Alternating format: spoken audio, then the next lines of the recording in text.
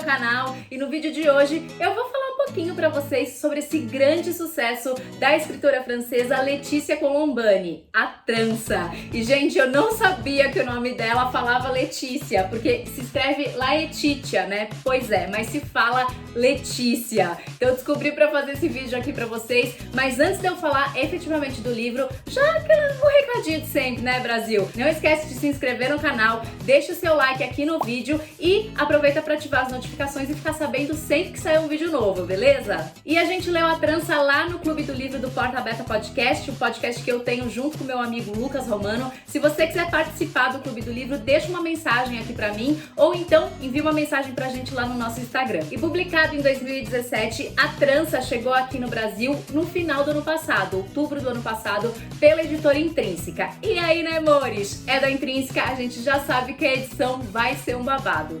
E veio essa coisa... Gente, pense num livro lindo. Eu digo é este. Capa dura, essa pintura trilateral, gente, ela tem tipo um glitter na pintura, é a coisa mais maravilhosa. Esse azul Tiffany que eu amo, sou apaixonada. Então a gente sabe que livro publicado pela Intrínseca tem edição babado mesmo, né? O livro conta a história de 3 mulheres que moram em continentes diferentes e que vivem em algum momento da vida delas uma situação limite e elas resolvem mudar de vida completamente. Como o próprio nome sugere, a trança, né? Essa vida dessas 3 mulheres vão ser entrelaçadas, se unindo numa ponta só. Então a gente vai conhecer a história da Smita, da Julia e da Sarah. A primeira personagem dessa trança que a gente vai conhecer é a Smita, uma indiana que mora na região rural da Índia e ela é uma Dalit, uma intocável, aquelas pessoas que estão assim até fora do sistema de castas da Índia. Eles são considerados tão não humanos, tão intocáveis, que eles não pertencem sequer ao sistema de castas. Ela é casada com um Nagarajan e tem uma filha chamada Lalita. O trabalho da Smita é recolher, limpar as fezes das latrinas das pessoas da cidade. Pois é, ela conta um pouquinho pra gente como funciona, como é a vida nessa cidade no interior da Índia chamada Badlapur, e uma cidade tão pobre onde as pessoas defecam a céu aberto. Aqueles que têm um pouco mais de condições acabam fazendo um buraco dentro de casa mesmo, que eles chamam de banheiro seco, e a Smita, como uma intocável, tem como função o seu trabalho limpar, recolher as fezes dessas latrinas com as próprias mãos, sem nenhum tipo de proteção. Ela fala no livro com as mãos nuas. A Smita chega a limpar as latrinas de até 20 casas por dia, gente. E ao contrário do que a gente pensa, ela não ganha salário. Os Dalits, os intocáveis, não podem ser remunerados pela função que eles têm.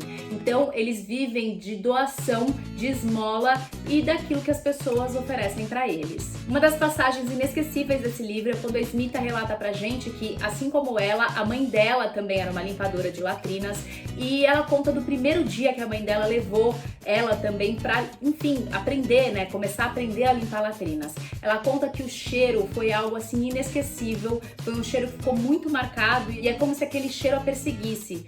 Tanto que ela foi perdendo o apetite, ela foi perdendo o gosto pelas coisas da vida, porque o cheiro de dejetos humanos fica ali muito arraigado nela. Tanto que ela se lava muito bem sempre que ela volta para casa, 3 vezes com água e sabão, fora de casa, porque o pavor da vida dela é que o marido e a filha associem esse cheiro a ela. Já o Nagarajan, o marido da Smita, trabalha caçando ratos numa plantação. Também sem nenhum tipo de proteção, ele já foi mordido diversas vezes, ele também não é remunerado pelo trabalho, porque ele também é um intocável, e de tanto caçar ratos, ele acabou se afeiçoando a eles, e ele diz que eles são muito parecidos, eles têm fome e tentam sobreviver. E como comida é algo escasso e eles não têm acesso, né, a boas comidas porque eles não recebem salários, ele pode ficar com os ratos que ele caça.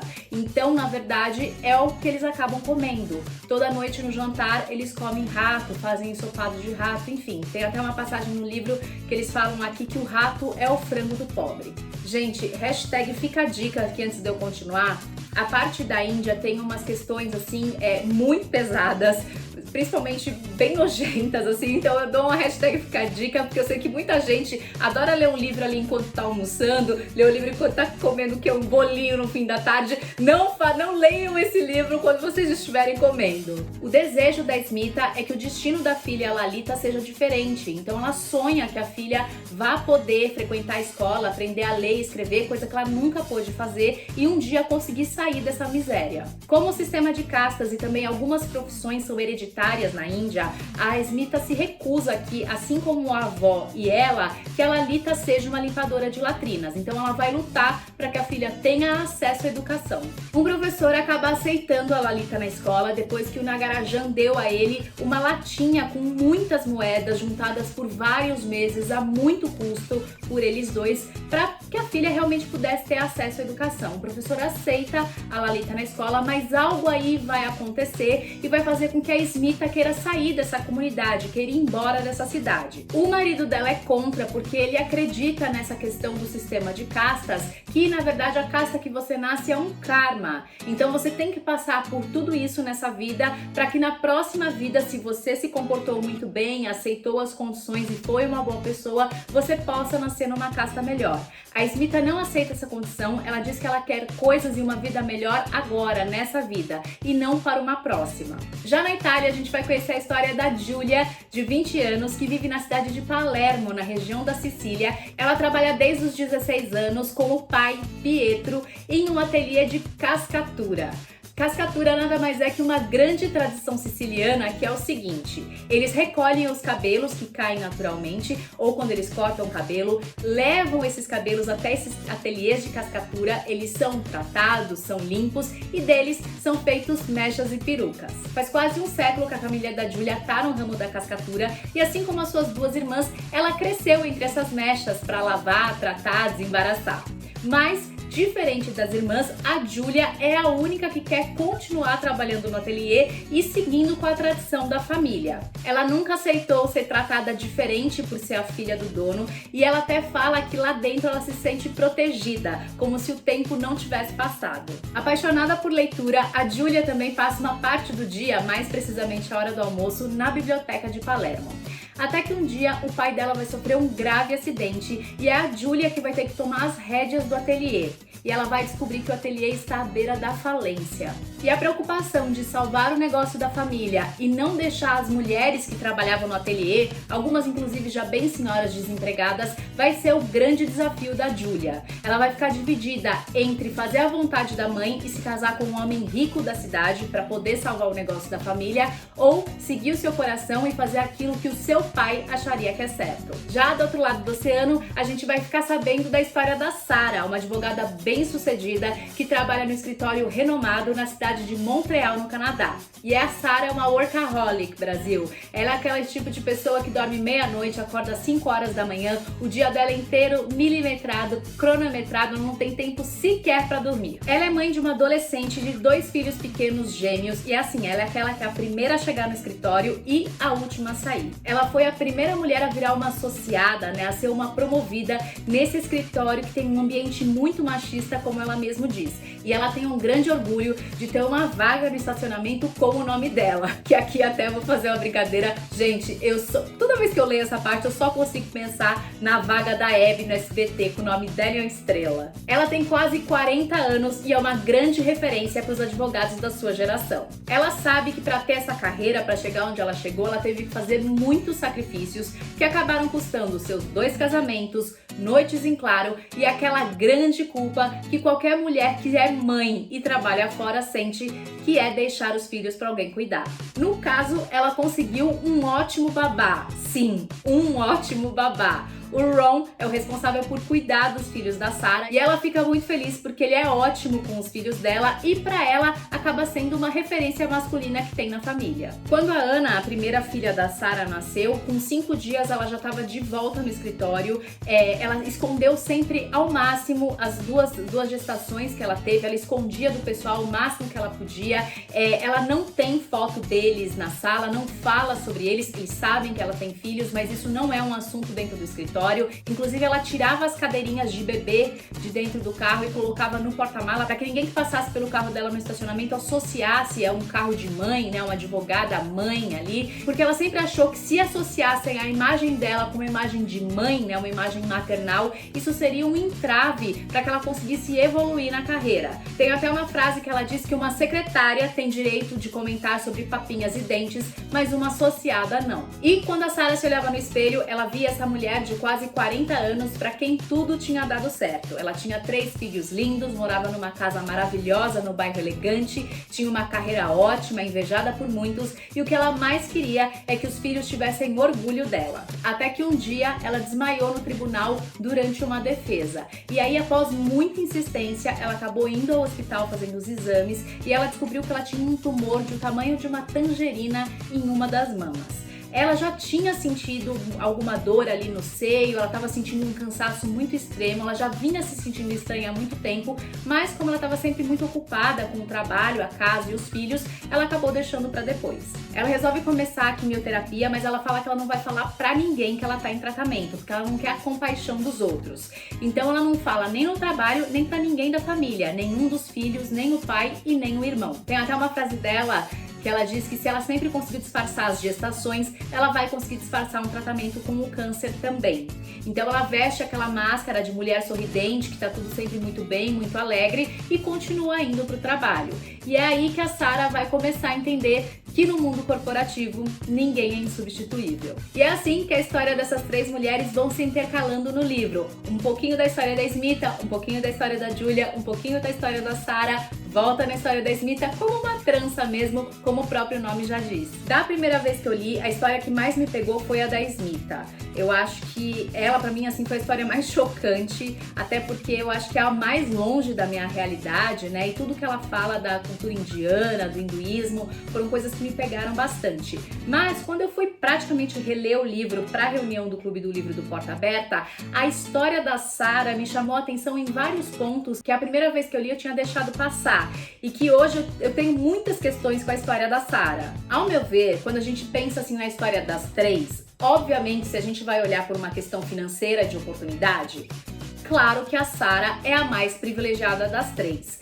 Mas, relendo a história da Sarah, pra mim, eu, Priscila, tá? A minha opinião é de que, ao mesmo tempo, ela é a mais frágil das 3. Porque assim, ó, Brasil, quando acontece alguma coisa que vai contra o pensamento das outras 2 mulheres, a Smita e a Julia, por exemplo, a Smita com a questão da filha não poder estudar, que é uma questão da casta que nasceram, uma questão do hinduísmo, e a Julia com as tradições da família que ela tinha que seguir, elas vão contra isso. As outras 2 se arriscam a nadar contra a corrente. A Sarah não, ela aceita aquilo que é posto. Por mais que ela reconheça esse ambiente completamente machista e misógino que ela estava inserida, ela dança conforme a música, ela não tenta mudar, ela não tenta tomar atitudes que possam talvez mudar esse ambiente. Não que eu acho que a culpa seja inteiramente dela, não é isso. Até porque quando a gente tá inserido em um ambiente que é muito machista e muito misógino, mesmo nós mulheres acabamos tendo atitudes machistas e misóginas sem nem sequer pensar sobre o que está acontecendo. Mas o que me intriga é que a Sarah não se questiona. E uma outra questão que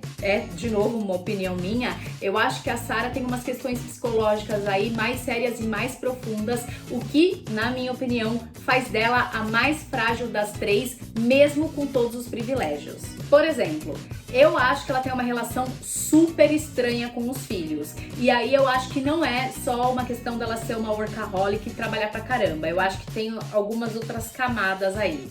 Segundo, ela sempre falava que na adolescência dela, ela era a primeira a entregar os trabalhos, a fazer as tarefas, porque ela precisava estar sempre adiantada. Eu acho que isso já diz alguma coisa meio da personalidade dela. 3, que ela faz questão que ao colocar a mesa do café da manhã de manhã, ela coloque todos os dias exatamente na mesma ordem. Então eu acho que por trás dessa máscara, dessa mulher bem resolvida, bem sucedida, existe aí uma autoestima bem frágil, bem problemática, que precisa sim ser sempre o centro da admiração e da aprovação dos outros. Então assim, quando a gente fala em independência, Ok, se a gente pensar pelo lado financeiro, que de fato é uma questão muito importante, ela é realmente a mais independente das três.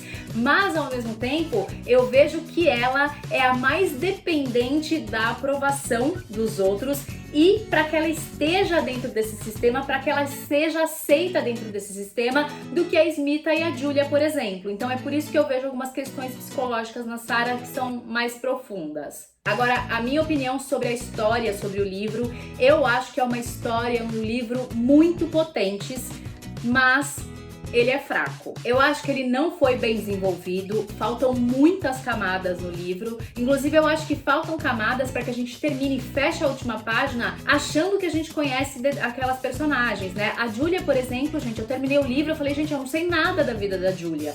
A Julia foi ali, pá, uma pinceladinha no meio da história das outras duas. E se você prestar atenção, para ter 3 personagens principais, para contar a história de 3 mulheres, o livro é pequeno, gente. Eu vi a Andy Bittencourt falando isso e concordo muito com ela. O livro tem 206 páginas. Para você contar a história de 3 pessoas, é pouco. Fica faltando, falta camada, falta dado, né? Falta aqueles elementos que vão te fazer mergulhar na história dessas pessoas. Até o Lucas Romano, meu parceiro de podcast, ele falou, poxa, talvez se fosse uma trilogia, um livro para cada mulher, seria mais interessante, porque aí a gente conseguiria realmente entender a história delas 3 realmente seria desenvolvida. E lendo a Trança, eu tive a impressão que eu tava lendo um roteiro de um filme, um roteiro de uma série. Eu acho que para um roteiro ele funciona bem, inclusive eu tenho aqui uma suspeita de que talvez ele tenha sido escrito como roteiro e aí ele foi transformado em livro, porque, mais uma vez, falta camadas. E, de fato, vai acontecer, a Trança tá sendo adaptada para o cinema, vai virar um filme. E digo mais, eu acho que talvez o filme seja mais interessante que o livro, porque às vezes o que não está aqui, que não tem camada no livro, o filme, na câmera, consegue dar uma explicação pra gente de algo que faltou no livro. E ainda falando das coisas que eu não gostei no livro, tem muita frase de efeito, sabe? Umas frases meio coach, aquelas frases lacradoras, e umas coisas bem impossíveis, tipo a Sarah conseguir até o 7º mês de gravidez de gêmeos estar com a barriga chapada e disfarçar e ninguém perceber que ela estava grávida. Gente, gêmeos. Para além da escrita fraca, né, que me incomodou bastante, outra coisa que me incomodou muito, assim, o que eu achei mais bizarro no livro é que, bom, a Letícia constrói um livro que conta a trajetória de mulheres, o como é difícil você ser mulher no mundo, né, como as mulheres enfrentam problemas desse mundo machista, misógino, o patriarcado que manda em tudo nas nossas vidas, mas, porém, contudo, entretanto, uma das personagens é traída exatamente por outra mulher. E aí eu não entendi nada, assim, eu fiquei realmente sem saber. Poxa, a gente vive num mundo onde a maioria das histórias, vocês podem procurar, gente, filme, série, livro, tem sempre uma mulher para prejudicar a outra. Se a gente tá fazendo um livro exatamente para enaltecer esse universo das mulheres, para mostrar a batalha delas, por que a gente vai dar para uma mulher o papel de ir lá e trair uma outra? Então é aí que eu acho, para mim, isso não fez o menor sentido. A gente pode até pensar, eu não vou falar aqui porque senão eu vou dar spoiler, vocês vão saber quem é. A gente pode até pensar sobre as condições que essa mulher vivia e que essa outra também estava inserida, mas eu não sei se todo mundo é capaz de fazer essa análise. Então, se a gente for ficar no raso, e eu acho que para questões, quando a gente está falando de questões que matam outras mulheres, como por exemplo o machismo, a gente tem que falar no raso, a gente não tem que aprofundar. Não precisa dar para o outro pensar e ficar se questionando sobre. A gente tem que falar na lata mesmo, entregar ali para a pessoa, para que isso seja um instrumento de mudança. Então, para mim, não... eu achei bizarro. E o final também, que eu achei que fosse um final uau, super arrebatador, e eu achei ele mega sem graça. Ela dá muitas pistas, ela entrega o final antes do livro acabar. Tem uma informação ali, mais ou menos o que? Da metade pro final do livro, que você fala, então eu já sei como o livro vai terminar. Então eu achei sem graça. E pra mim, a mensagem mais importante desse livro, e é por isso que eu lamento que a escrita dele seja tão fraca, é a dificuldade da condição em ser mulher. É claro que cada mulher tem as suas particularidades, cada uma tem uma condição financeira diferente, é de uma raça diferente, pertence a culturas diferentes, mas não importa se você mora na cidade de primeiro mundo ou na zona rural da Índia. sempre vai ser mais difícil se você for uma mulher. Em qualquer parte do mundo, em maior ou menor grau, as mulheres sofrem dificuldades. E existem alguns sentimentos, algumas angústias, alguns medos que são comuns e universais a todas nós. Inclusive, a Letícia dedica esse livro às mulheres corajosas e é uma frase da Simone de Beauvoir que abre o livro, que diz o seguinte: uma mulher livre é exatamente o contrário de uma mulher leviana. Agora, falando de uma coisa que eu gosto muito nesse livro, é que ele começa com um poema que vai aí trançando, né, toda a história. Ele sempre aparece de tempos em tempos na história. E quem tá contando, né, quem tá falando esse poema pra gente é uma mulher, que ela está fazendo um trabalho aí muito importante num tear. Eu até tenho um palpite de talvez quem seja essa mulher. E eu acho que tanto esse poema como a própria história do livro faz uma referência às moiras. Na mitologia grega, as moiras eram essas três irmãs que determinavam o futuro dos deuses e dos homens. Eram essas três mulheres que teciam, fabricavam e cortavam aquilo que seria o fio da vida destinado a cada uma das pessoas. Acho que uma outra questão que a gente pode tentar aprofundar aí no livro, porque não nos é dado, tá? É uma questão aqui que eu fiquei viajando, é que talvez o bem-estar de uma pessoa numa cidade de primeiro mundo está intrinsecamente ligado à miséria de uma outra do outro lado do mundo. Existe também uma questão delicada em um certo trecho específico com relação à tradução, tá, gente? Que foi feito assim no Brasil, mas o original em francês e em inglês não está exatamente escrito dessa forma. Como eu falei no início do vídeo, a Smith era analfabeta, ela não sabia nem ler nem escrever. Mas da maneira como a tradução em um trecho específico foi feito, abre um precedente pra gente achar que a autora errou e que ela esqueceu essa informação, que tipo, ok, ela não sabia ler nem escrever e do nada ela deixou um bilhete pro marido. Mas em francês, que é o original, e em inglês, eles deixam esse trecho bem específico. Tá escrito assim, ó, que ela deixou um pedaço de papel, não uma carta, ela nunca tinha aprendido a escrever, apenas o tarará, não vou dar spoiler, que foi laboriosamente, ou seja, dificilmente copiado. Eu acho que isso aqui era uma questão que eles não podiam ter tirado da tradução, porque eu vi vários lugares, várias pessoas falando, ué, mas eu não entendi esse trecho. Se ela era analfabeta, como é que ela deixou um bilhete pro marido? Então eu acho que aqui a tradução pecou. A Letícia Colombani é cineasta, roteirista, escritora, atriz. A Trança foi o primeiro livro dela, um fenômeno de vendas no mundo inteiro, traduzido para mais de 30 países. Só na França ela vendeu 1,5 milhão de exemplares. Eu acho que a adaptação do livro vai ser dela, mas vamos aguardar. Em 2019, ela escreveu outro livro, Les Victorieuses, mas ainda não chegou aqui no Brasil. Brasil, agora eu vou dar um momento spoiler. Não deveria ser, porque, enfim, é uma história da Letícia, mas se você não quiser ter spoiler da história, pule para essa minutagem que eu vou deixar aqui embaixo para vocês. Olha como eu sou muito legal. Eu tava assistindo uma entrevista da Letícia e ela falou que a inspiração para a história desse livro veio quando uma amiga dela, que estava com câncer, um dia pediu ajuda dela para ir comprar uma peruca. Ela ia comprar uma peruca, pediu para Letícia ir com ela, e aí a Letícia falou que a amiga provou várias perucas e que tinha uma peruca lá que era a mais bonita, a mais bem feita, que ela era feita de cabelos indianos e produzida na Sicília.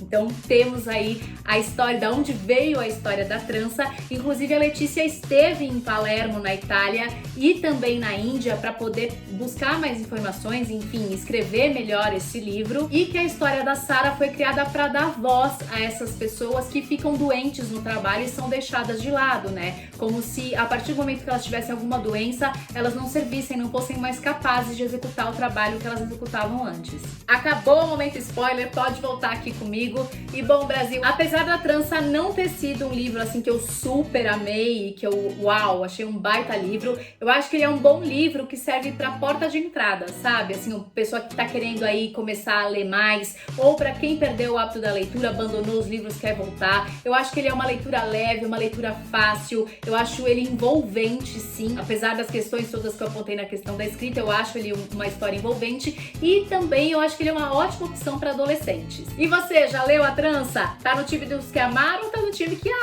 acho que tanto faz? Deixa um comentário aqui pra mim, não esquece de deixar o seu like e se inscrever no canal. É isso, Brasil, eu espero que vocês tenham gostado. Até o próximo livro.